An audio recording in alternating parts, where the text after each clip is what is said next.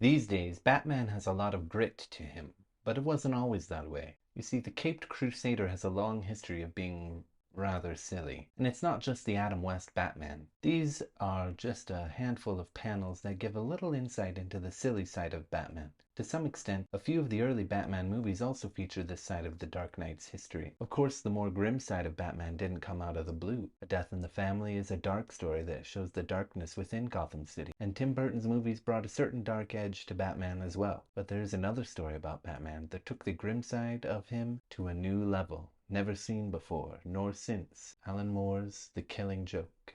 The Killing Joke is a legendary comic that changed the perception of Batman and comic books as a whole. While Alan Moore is well known for not liking the cinematic adaptations of his work, he also regrets writing The Killing Joke.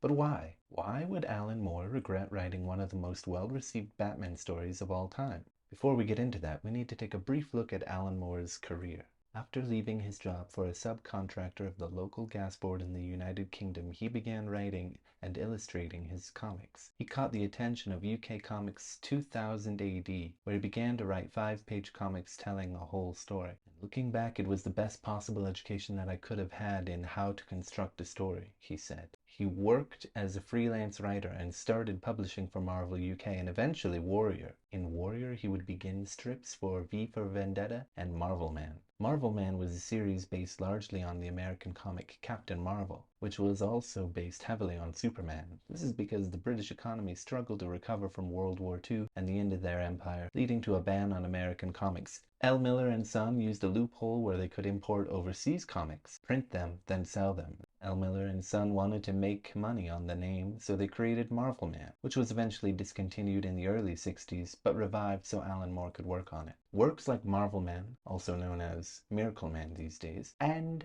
Watchmen as well, are great works of art that challenged the way people saw comic books and more importantly brought fresh life to portrayals of superheroes, revitalizing the genre and ushering in new creative ideas to deconstruct the superhero genre. These stories have a cynical edge to them and show what a world would look like if they truly had superheroes. These more mature themes can also be found in From Hell, V for Vendetta, Swamp Thing, and The Killing Joke. This Batman story is about the relationship between the Joker and Batman and follows Joker's plot to make Commissioner Gordon just like them by giving him one bad day. The story also goes into the backstory of the Joker to explain why he is the way he is, or at least how he remembers it. After all, he prefers his origin story to have multiple choice. It's a well-made story with incredible attention to detail and great matching shot panels to carefully bring the reader along through the story. However, it is incredibly dark, and what the Joker does to bring about Commissioner Gordon's one bad day is not for the faint of heart, and it is exactly why Alan Moore regrets writing The Killing Joke.